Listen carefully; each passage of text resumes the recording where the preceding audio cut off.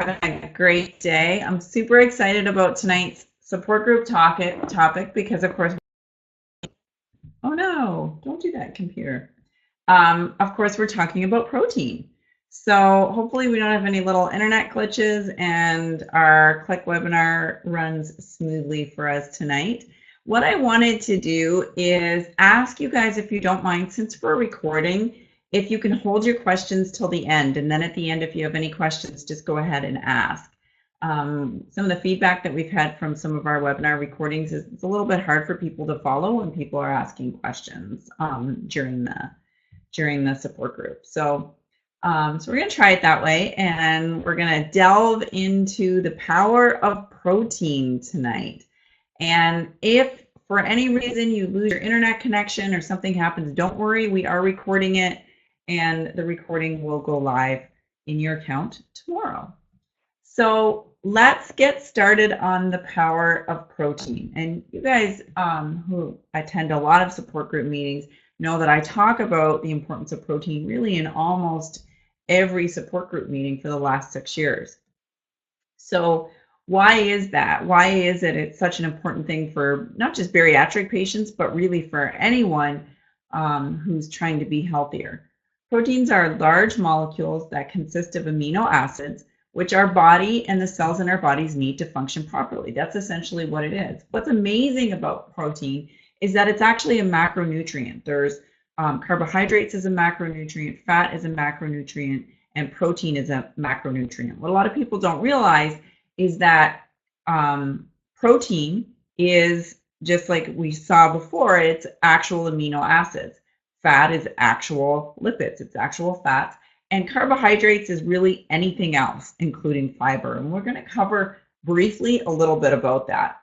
But what's important to know about protein is we cannot create it. We have to eat it. And if we don't get enough protein from our diet, guess where our protein comes from? We can't synthesize it. We actually break it down from our muscle content.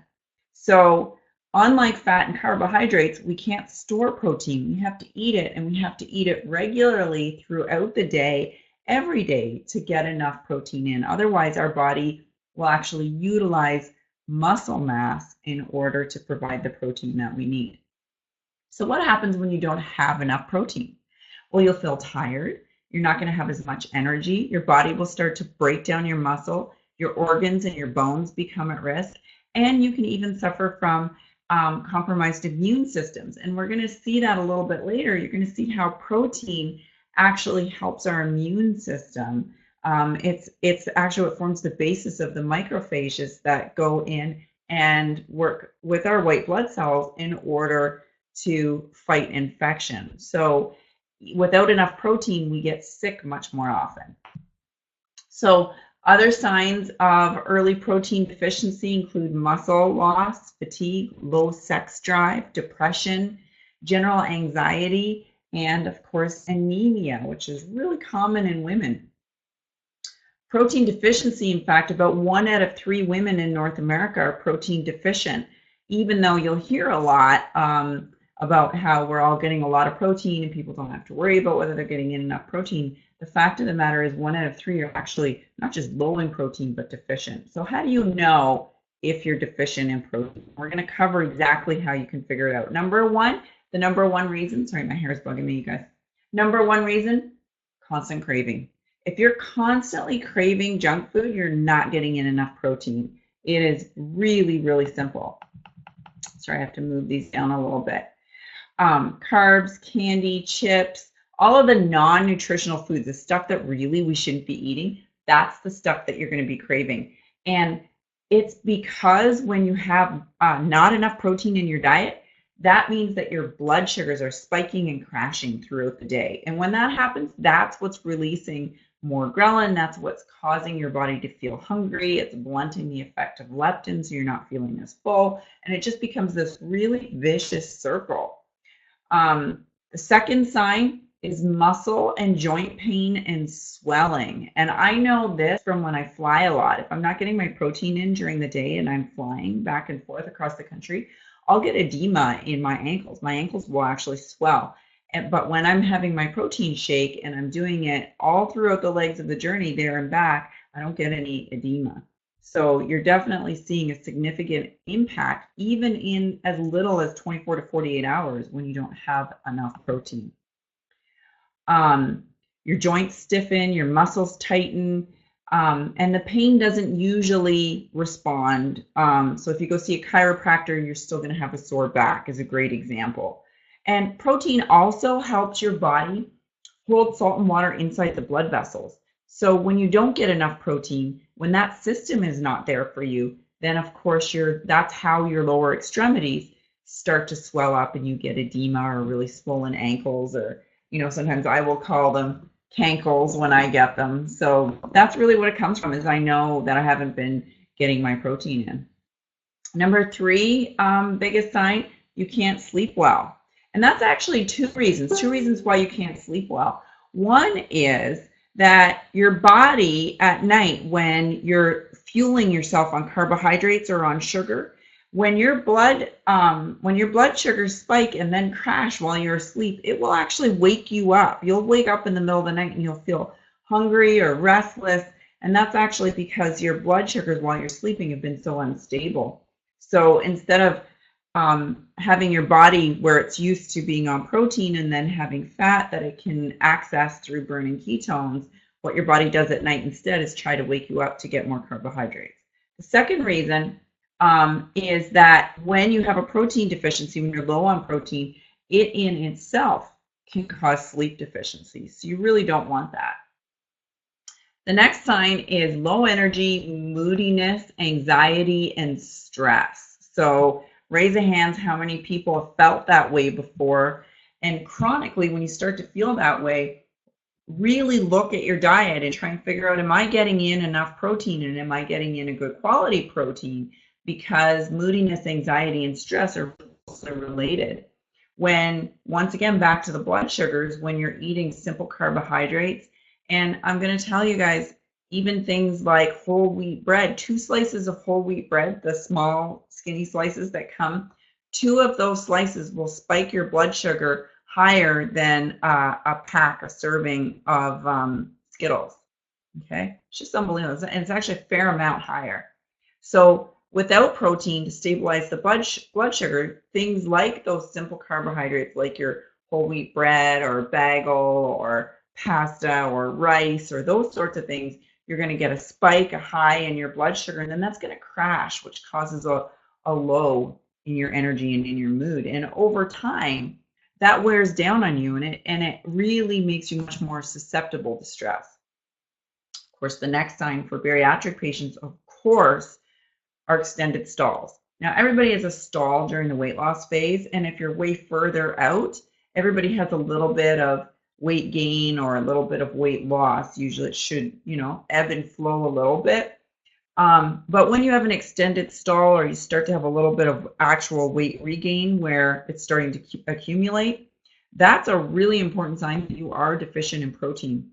In fact, people who eat too little protein lose lean muscle and they accumulate body fat more quickly. Really fascinating study that was just done. It was actually done after I made this PowerPoint presentation, but people ate 500 more calories of just added whey protein throughout the day on top of the same amount of food they were eating. Not only did they lose weight, but they put on muscle. Now, in that particular study, the subjects were also exercising, but it didn't matter. They were exercising. They had them not eating the protein and the ones eating the protein. So even though they were bringing in more calories, and if there's not a great study that shows that a calorie is not just a calorie, it's not just calories in and calories out. In this study, the folks that were eating the same food without the added protein put on less muscle and burned off less fat, but the ones who added 500 additional calories of whey protein lost more weight and actually added more muscle when they were working out. 90% of extra daily calories are stored as body fat, okay, on a low protein diet. In other words, a carbohydrate diet. When you're eating a diet high in carbohydrates, anything above what your body needs to maintain itself, to maintain that energy equilibrium, 90% of that gets stored as fat. Mind blowing. That should blow your mind. So when you look at a cookie, right, a sugar cookie, if you don't need that cookie and you're not going to burn it off through exercise, breathing, doing what you do during the day, if you're not, I got to turn off, sorry, my thing's going, my social media or whatever is going crazy. When if you're not going to burn that off, if you're not exercising enough to burn that off, 90% of that cookie is literally getting stored as fat. Now, if you were to overeat protein, where you're eating way more than what your body utilizes, half of that would get stored as fat through another process. So really, really interesting how the body, how a calorie is really truly not a calorie. People on low protein diets, when they restricted calories, lost an average of 1.5 pounds of lean body mass. So in other words, their body cannibalized their own muscle. But those in high protein diets gained 6 and 7 pounds of muscle at the same time that they were losing weight. So the next big sign is, of course, brittle nails, hair loss, thinning of the hair, stuff no woman ever wants. All of that happens because as soon as our body doesn't have enough protein, what does it do? Just like every other function in the body, it immediately conserves itself. So it shifts growing hair into the resting phase. That's why your hair starts to fall out afterwards. And then your hair will shed 2 to 3 months later after the protein was totally stopped. The only way after you lose a lot of weight or after surgery, the only way is to eat as much protein as you can in order to grow your hair back. Your body just won't be able to produce the collagen that it needs. The next one is you become a total weakling, right? And I remember this after I had my surgery. I mean, you have to remember I had my surgery over 7 years ago now. So when I had my surgery, I didn't know, I knew protein was important, but we didn't have all of the studies and the post-op and all of the stuff that we have now. So I really didn't eat very much protein. And I remember going to the gym, I was so weakened. I was hardly, my little daughter, who at the time would have been about 8, was able to lift heavier weights than I was at the gym. And that was simply because I was really living on simple carbohydrates. There was other stuff going on too, but that came from protein deficiency. And now I'm really strong again. I can pick things up and carry them and, do a million squats and all of that stuff. And that's because I'm getting in lots of protein. My body composition is so much better. I'm as slim as I was then, but my body looks so much better because I have so much more muscle mass. So when you lift out, when you do weightlifting, yoga, martial arts, any kind of strenuous activity, what happens is your muscles actually get little tiny tears in them. And when you need protein in order to repair those tears, and that's actually how you grow muscle mass. You're never going to grow, you're not going to grow into a beast or muscle man like my husband, but you're going to get nice tone like me when you're getting in enough protein and you're exercising. Keep hitting on the wrong slide on you guys. So the next sign, number 8, is that you're losing muscle tone, right? You're getting soft. Your skin is hanging where it didn't used to hang. Really, really important during the weight loss phase. If you're getting in enough protein, then you're actually going to have more collagen in your skin. You're going to be, body is able to produce more collagen, which is actually going to increase the elasticity in your skin. So really, really important. When you're protein deficient, the size of your muscles shrink, and that actually makes you look more, there's not a nice word for it, but more soft, more saggy than you really are, even if you were to be at the same weight when you're getting in more muscle. Next one is, and this one is so important, I see this a lot, you're getting injured, you're not recovering quickly, right? You sprain your ankle, right? You get a bruise, any of those sorts of things, you're not recovering quickly. I always joke, because I really do get in a lot of protein, and I always joke that I'm like the werewolf, right? Because his superpower is that he's able to heal really, really quickly. And so in my household, I heal incredibly fast. If a flu is going around, I might be down for a day max. If I get a bruise, it heals up really, really quickly. And I've always been like that. But when I'm not getting in enough protein, I notice a big difference. So you heal so much faster from getting in your protein. And that's simple. It's just simple. Protein's needed to build your tissue. And there is no other way to build your tissue than with protein. So if you don't have it, your body has to get it from somewhere, and it is going to get it from your existing muscle mass. The next sign is that you're catching every cold around and you stay sick. And we all know people that are like that, right? We all know people who every cold that comes around, they got it. They're dragging it in to work with them. They've got the box of Kleenex. They're constantly sick. And it takes them forever to get over it. We used to have a fellow that worked for us, and his eating habits were atrocious, you guys. Didn't have a weight problem. He wasn't obese, but the guy would eat carbohydrates like they were going out of style, and then couldn't shake off colds. He would get a cold, and he would be 2 months later, he'd still be struggling with this cold.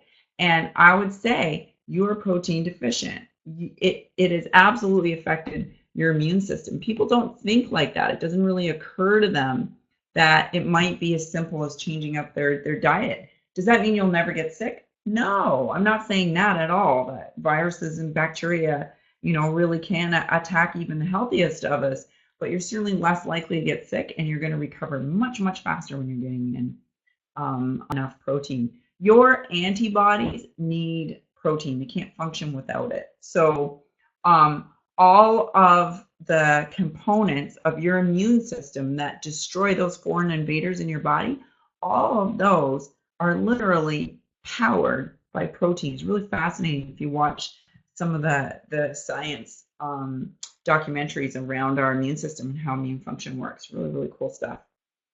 So protein quality, all protein just as good, right? Well, maybe not so much. And I don't know how many of you saw the interview with MMA fighter Matt McGrath, but one of the things that he commented on was, I don't have anything against vegans or people that eat other types of foods, but if you want to have strong muscles, if you want to have a strong body, I believe humans are meant to eat meat. And I absolutely couldn't agree more with that sentiment.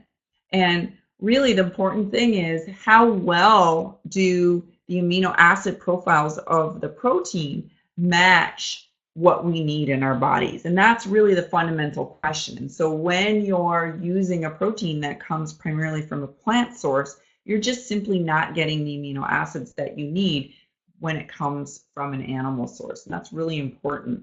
So the way that we evaluate, there's a few different scores that you're able to evaluate, different types of protein quality. But just to give you an example here, soy protein 74% bioavailability compared to whey protein at 104. And we know from the research between, for example, soy protein and a whey protein, that whey protein is over 4 times more, it makes you feel 4 times more full than egg or, for example, soy protein. And part of the reason for that is how much of it is available to your body. Some of the protein sources that are here. And just to draw your attention to trying to get enough protein, especially as a sleever, to get enough protein from your food. So you'll hear things like people say, well, there's tons of protein in quinoa, or there's tons of protein in peanut butter, right? Well, you would have to eat 836 calories worth of quinoa, or almost 4 cups, 3 3/4 cups of quinoa in order to get 30 grams of protein, compared to just 1 shake of Nutrilene. So it's a big difference in how well you're able to feed yourself and get your protein levels up. If you're just trying to get it from food, that becomes very difficult. In fact, bacon requires half as many calories of bacon to get in enough protein compared to quinoa. Some of the examples here, you'll hear, especially vegans will say things like, you can eat lots of tofu, you can eat lots of soybeans, you can eat lots of, macadamia nuts. These things all have protein in them. Well, not only are they not a complete protein that you need, but you have to eat so much more of it to get the same amount of protein. So that's really what I'm trying to hit home on the graph today, is that eat lots of real food, use your vegetables to get all of the incredible nutrients that come in vegetables that we can't get from meat. But don't try and get your protein from vegetable sources. Get your protein from real fish sources, whey protein, and meat sources. You'll see memes like this around the internet. Stuff like this just sends me over the deep end. This is flat Earth stuff, you guys. You'll see stuff that'll say protein is powerful. 100 calories of steak is 5 grams of protein, and 100 calories of broccoli is 11 grams of protein. So totally not true. 100 grams of broccoli has 2 grams of protein, and 100 grams of steak has 34 grams of protein. So there's like 12 times as much in steak. Plus, it's a complete protein. So some of the benefits of protein is it boosts the immune system, promotes fat loss. Researchers, these are all multiple studies showing this. I'm always fascinated, and I'm going to kind of segue for a second, but I'm always really fascinated when you see ad campaigns for like acai juice or some sort of weird, horseradish berry or something, where it's supposedly going to help you lose weight, Huda pills and all these crazy things that are supposed to help you lose weight. And when you go and you look at the research, they'll have like a, study done, and they'll say like 35 participants, took this for 2 days on a calorie restricted diet, and they lost, 1 pound, 2 pounds, 3 pounds. It's never very much. But when you look at the research around what happens with research subjects when they eat a lot of protein, how much weight they lose at the same time that they spare muscle, if that was a berry, if that was like a pill that you could take that would have the same effect, the media would be going nuts with this miracle weight loss cure, this miracle. But all it is really getting in a very good quality protein and eating lots of good quality real protein sources throughout the day. So improves your heart health, improves healthy insulin secretion, which is, we've talked about in other support groups, that's how you store body fat. So this helps you not store body fat. Improves rapid healing, brain function, stronger bones and muscles, effectiveness of exercise. It lowers your cholesterol.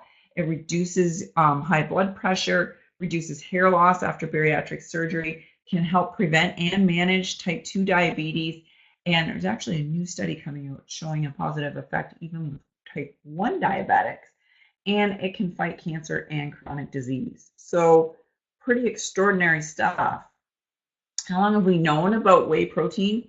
Well, Hippocrates, the father of medicine, used to recommend it to his patients for the fact that they knew, even back then, the ancient Greeks knew that it improved immune function. So there's only 10 amino acids. There's 10 amino acids that we can't get from food. They all 10 come from protein. We can't store it. We have to eat it. We have to eat it throughout the day.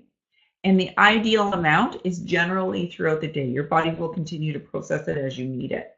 And protein also gives you essential micronutrients. So on top of the nutrients we're all familiar with, there's micronutrients that do remarkable things in the body that really we're just starting to learn about now.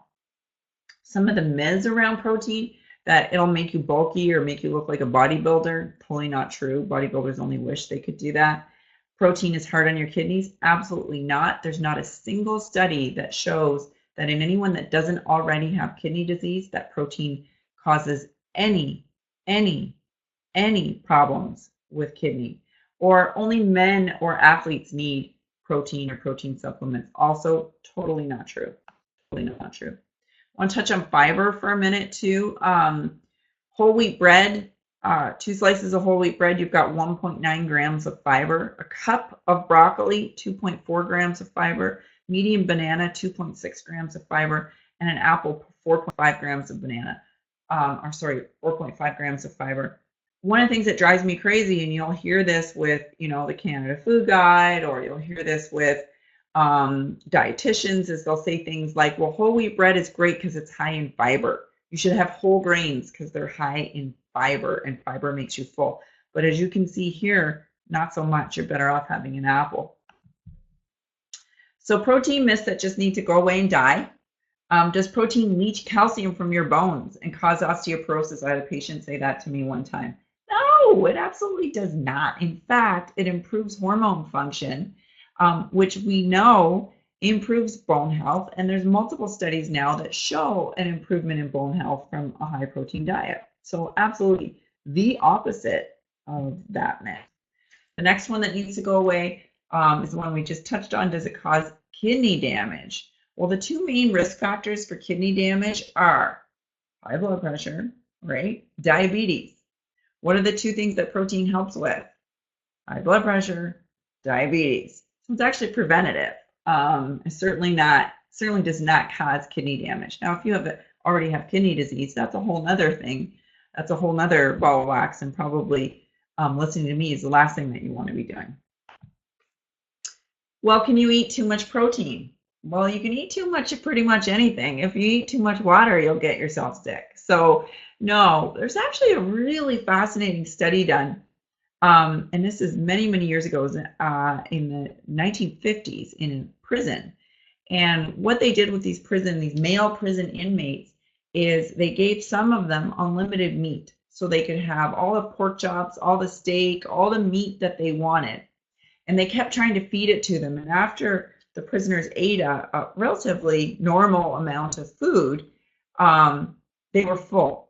And when they kept trying to make them do it, they were repulsed. They didn't want any more. They were pushing it away. The researchers couldn't make them eat more meat past when they were really full. They took another group of prisoners and they fed them carbohydrates, tons of sweets and candies and breads, and they all got heavy. It was in Gary Taubes' book, the Why We Get Fat. I'm misrepresenting the name of the book, but just absolutely fantastic book.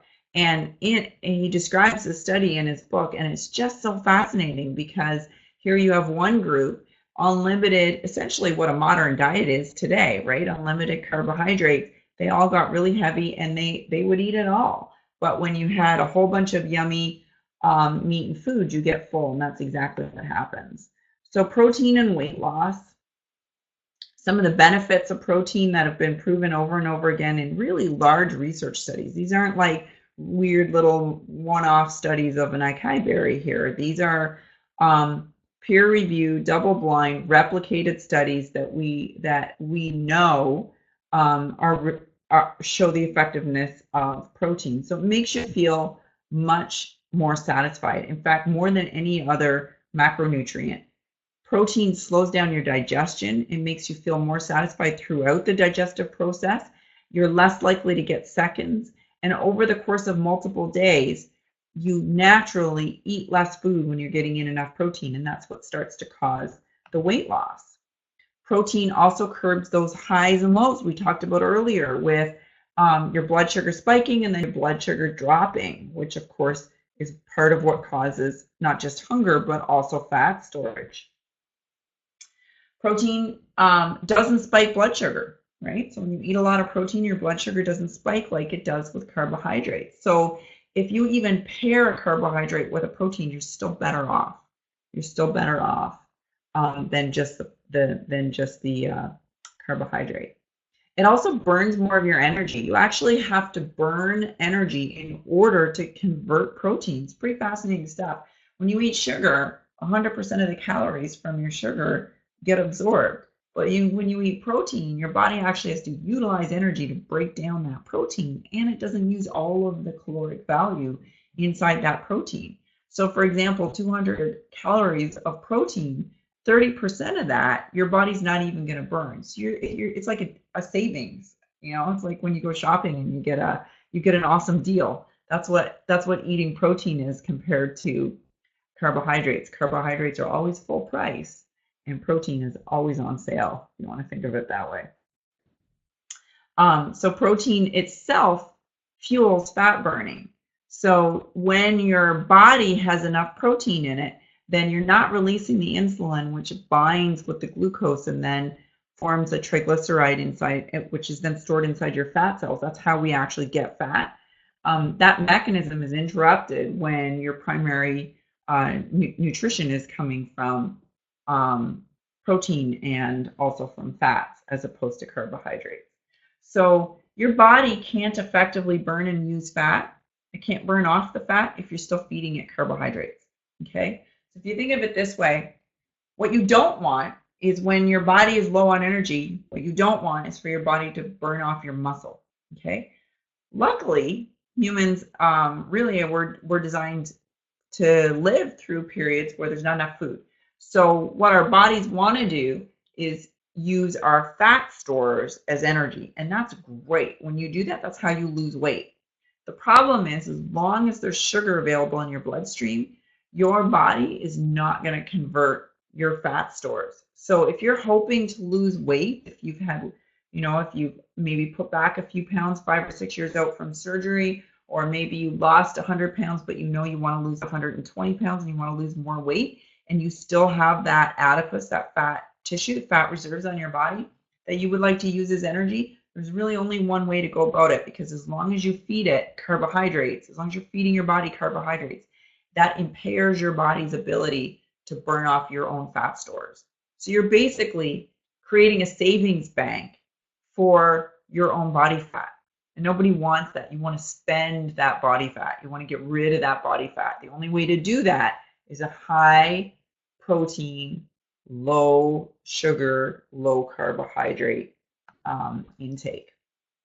So it also helps promote muscle repair and growth, as we talked about. I want to try and make sure I get you guys to the right page.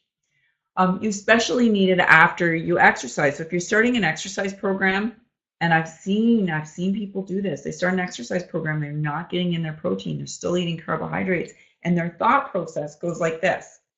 I just had a donut, so I'm going to go to my yoga class, or I'm going to go for a walk, and I got to burn off that, whatever it is that I have, that ice cap or that donut or whatever it is, not realizing that your body needs the protein in order to repair itself. Where is it going to get it? From your muscle.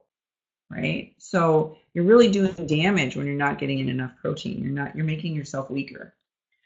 People who balance their protein throughout the day at every meal lost more weight and had much better maintenance than those who didn't. So the ones who tried to, just have a protein shake at night or just have one in the morning didn't do nearly as well as the ones who regularly supplemented throughout the day. And that's really, really important.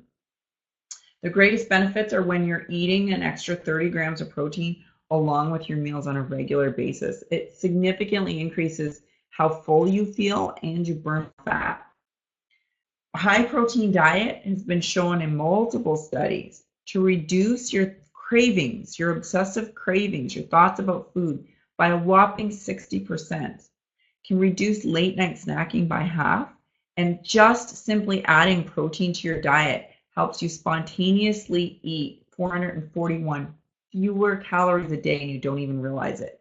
You actually don't feel like you're eating less because you feel more full. That's how powerful the effect is. So it's like a ninja move, right? It's like a protein ninja move. That's what you want to be doing. So the rules are really simple. Number one, cut out the sugar, okay? There's no reason to be eating sugar in the day of stevia and sucralose, all of these things that we have to be able to replace the spikes from sugar. There is no reason for you to be eating sugar. Cut it out. Eat more protein, right? Get your protein in. You can go to bodybuilder.com and you can look up their protein calculator. It's amazing. It will tell you how much protein you should be getting in based on your age, activity level, weight, etc. And then step number 3, really important, get active, get moving. That doesn't mean you have to go to the gym, but you can take up dance classes, you can take up yoga, you can do gardening in the summer, you can go for walks where you walk really fast for a little bit and then walk really slow for a little bit. Whatever it is you really enjoy doing, moving, belly dancing, any of that kind of stuff, get active, get social, right? And then, of course, my 7 extra tips. Drink fluid, drink fluid, drink fluid. 30% of the time when you think you're hungry, you're actually thirsty. So drinking more water will help you burn more fat.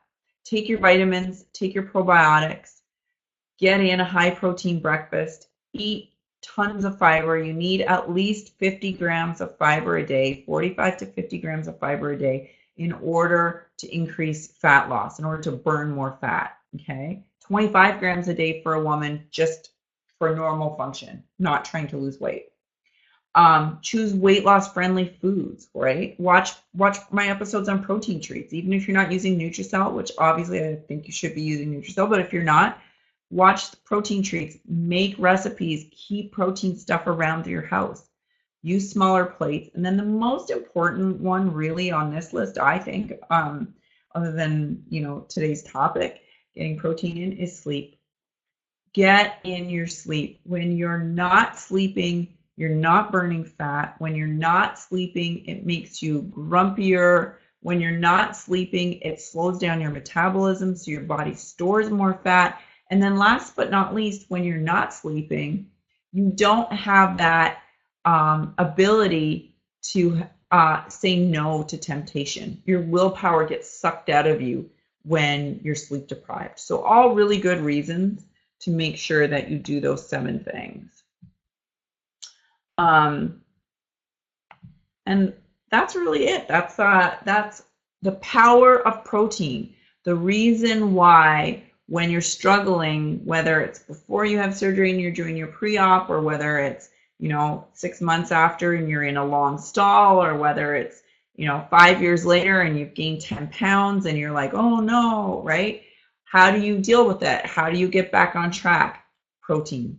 Protein, protein, protein. And I'll say this, you'll hear me say this a lot, and I live by it. Crowd out the junk. Replace it with protein. If you're trying to tell yourself no, if you find yourself saying, I can't have that cookie. You know, I'd like to have that cookie, but I gained 5 pounds, so I'm not going to have that cookie. You're in trouble already. You're already in trouble because your body wants it. But if you're full on protein, if you've already had a shake, if you've already had a protein macaroon, if you've got something else sitting there that you can easily go and grab that's just as delicious, now you're way ahead of the game, because as soon as you're full, that cookie does not hold the same power over you anymore.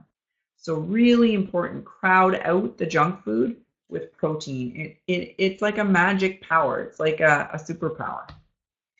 All right, you guys, I hope you got lots out of this. Do you guys have any questions before we wrap up tonight?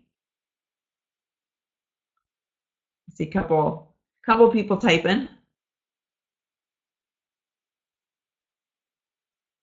Great. Maureen, I will send you the study. They're doing another one. It's in process right now. So there's one smaller study that came out with promising results, and they're doing another.